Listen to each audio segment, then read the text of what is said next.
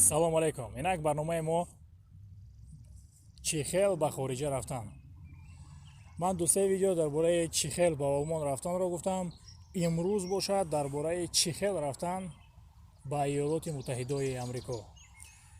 Инак барои ҳарчанде ки шумо медонед ки барои хориҷа рафтан ба ғайр аз Русия, Қазоқистон, Ӯзбекистон ба мо бисёр ҳуҷҷатҳо лозим аст. Ба монанди раводид, виза.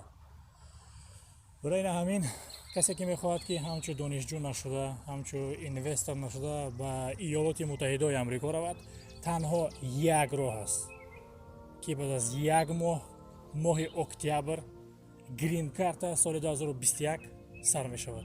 گرین کارت. دوستان بسیاری ها سوال می دهند که گرین کارت چیست؟ گرین کارت اگر کوتاه کرده به زبان مادری امان بگویم شهروندی ایالات متحده. چی لازم است برای برد کردن گرین کارت؟ در هر سال ماه اکتبر تا ماه نوامبر سامانه استیت دیوی لاتری گورنمنت ایالات متحده آمریکا سر می شود. می دارید انکت خود را پر میکنید. یکی اگر بختتون خندید برای ما توجیکا بسیار вероятности کلان هست است که ما میبریم. قریب که نیمی سمرقند و بخارا علاقه در ایالات متحده آمریکا هستند با این همین گرین کارت. این همین ما در سمرقند وقتی سمرقند رفتیم در هر یک قریب مغازین در قد کوچه ها نوشته که заполняем анкету на грин карту. Заполняем анкету на грин карту. Заполняем анкеты. در همه جا اینم خیلی چی؟ برای چی؟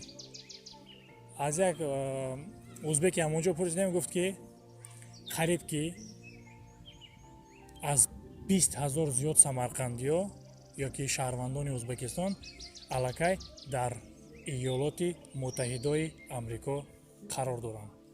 اینک دوستان چی لازم است؟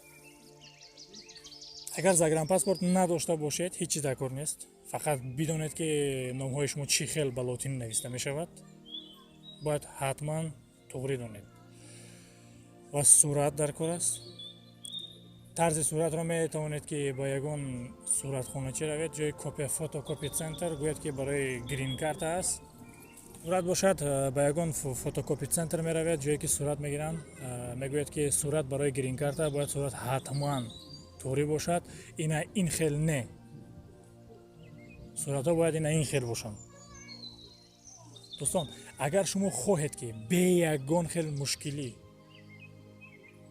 به دانستن زبان انگلیسی به گرفتن یگان خیل ویزای دانشجویی به یگان خیل دردسر زیادی به ایالات متحده آمریکا روید دوستان حتما مستخف شما باید انکت گرین کارت را پر کنید. برای این هیچ چیز لازم نیست. نه که شما میتونید که برد کنید. دوستان برای چی گرین کارت تا حال موجود است؟ برای چی؟ یکم اینکه گرین برای اون که ایالات متحده آمریکا بسیار ملت ها هستند. روس ها، ایرلند ها، نمیس ها،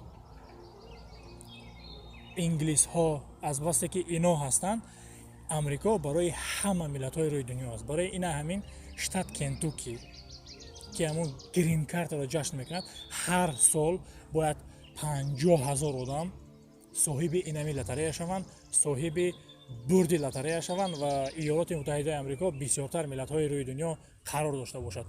بعضی دولت‌ها اشتراک کردن نمیتوانند برای که باید از هر یک دولت باید 50,000 ساکنی آن همون دولت آمده باشد. مثال هر سال از تمام روی دنیا 50,000 آدم ها به ایالات متحده آمریکا با طرز آسان با طرز برد گرین کارت روانه می شوند. یکم از قریب 40 میلیون آدم ها پر میکنند. هر سال گرین کارت قریب 40 میلیون آدم ها پر میکنند. 50,000 آنها برد این لاتاری می شود. از همه ورایت نیستی کم برای بریدن برای شهروندان ازبکستان است، برای که در ازبکستان قریب که همه همین انکت را پر میکنند، همه. اما ای کودک دنی گوهره شد تا پیران سالش همین گرین کارت پر میکنند. در تاجیکستان باشد الحال نه. برای همین بریدن ما سالک بسیارتر است. دوستان اگر خواهید که ما برای شما بهتر کرده همه معلومات ها رو توغری کرده انکت شما رو پر کرده به آدرس شما روانه کنیم،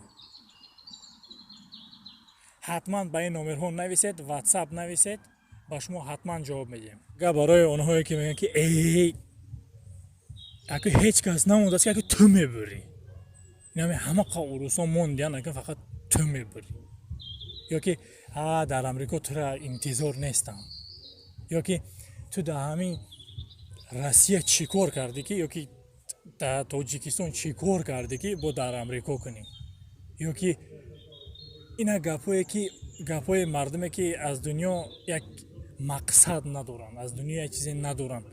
برای که دوستان ما حتی سایت های داریم، ما حتی میدونیم تاجیکوری که بهترین سایت در امریکا برای جستن خانه ها برای دانشجویان اختراع کردن، سازدوت کردگی هستند.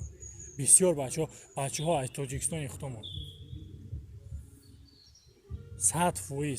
برای همین میتونید که به سوی ارزوها روید، میتونید که به سوی اون دولت‌های مثال به سوی دولت‌های روید که بعدا با پاسپورت با شناسنامه ایالات متحده آمریکا شما میتونید که قریب نیم دنیا رو به ویزا چرخ زنید، نیم دنیا رو.